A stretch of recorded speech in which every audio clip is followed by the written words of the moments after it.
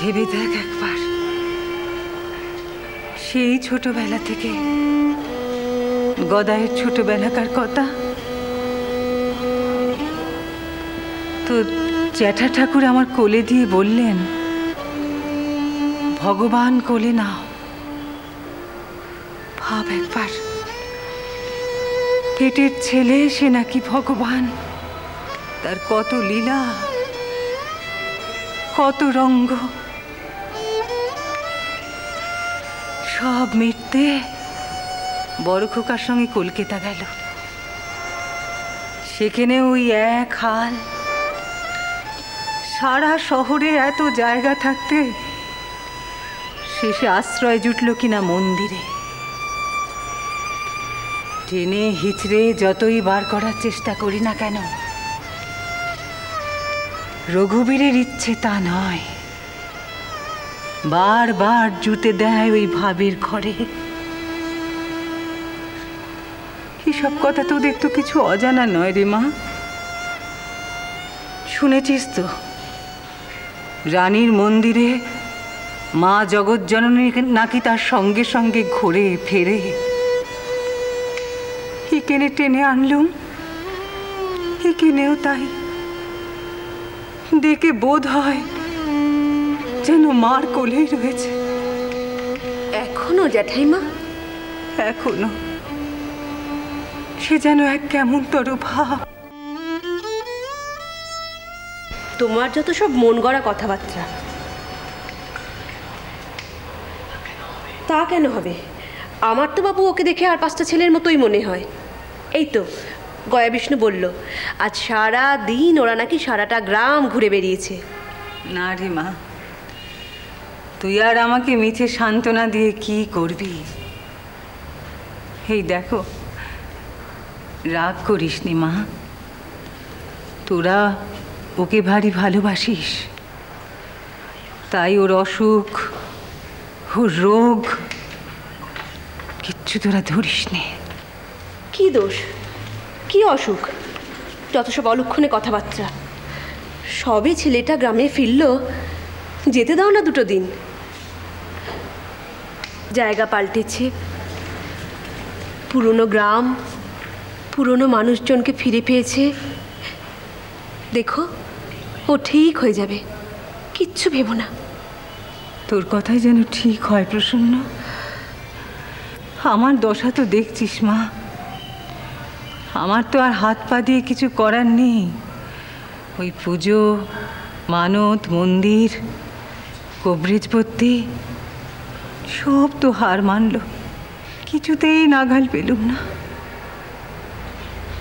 গদাইয়ের মধ্যে নতুন কিছু দেখেছো নাকি? না। তবে ওই পুরনো ভাব, যেন ওর উপরে কেউ ভর করে।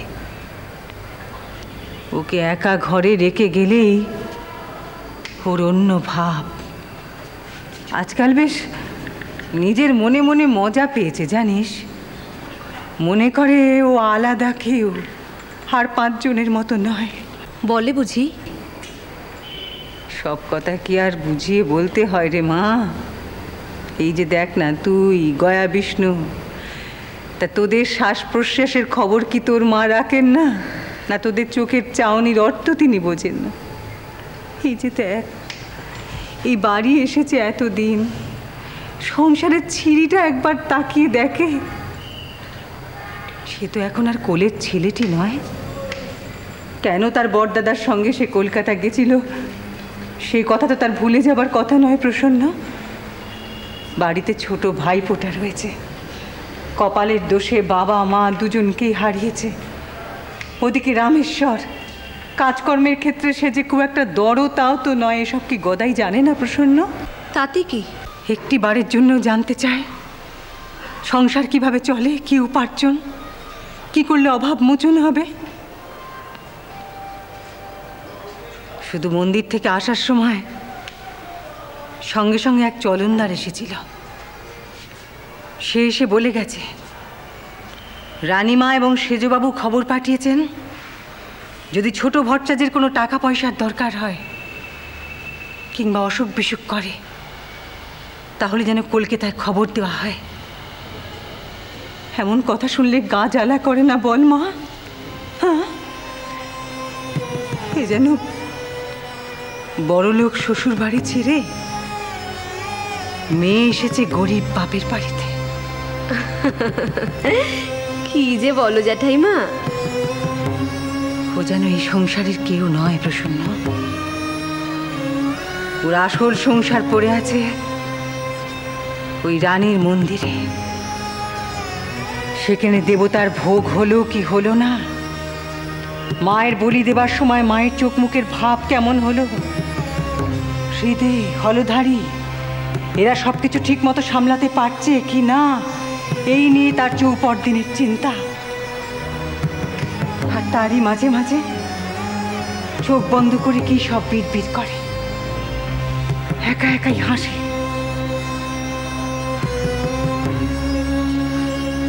এই সংসারের চাল ডাল অন্য চিন্তা এসবের যে থাক, সে থাক যেন ওর নয় রে মা। এসব যেন ও বোঝে না।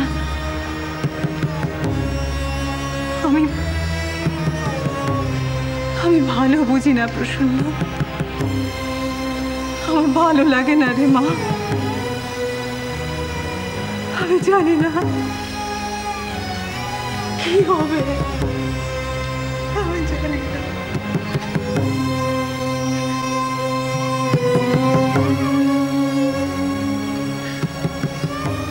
তুমি ওর ভালো করো ঠাকুর,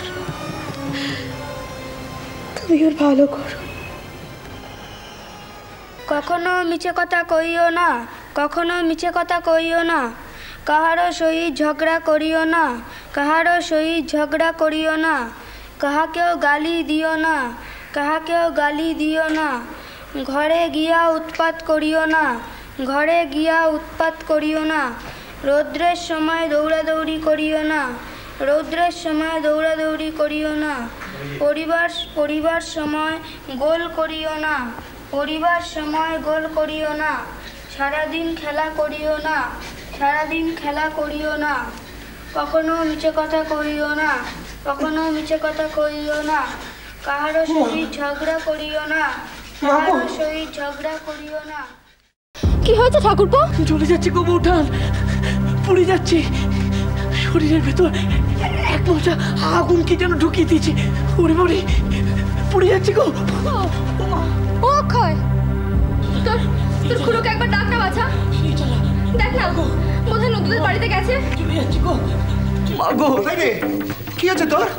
হ্যাঁ, কি হয়েছে? কি ওর? মা কোথায়? মাকে ডাকো। কি হয়েছে? কি জানি না, কিছু বলছে। কোথায়? কি হয়েছে তোর? ও বাচ্চা, বাচ্চা তোর কি হয়েছে? অমন করছিস কেন?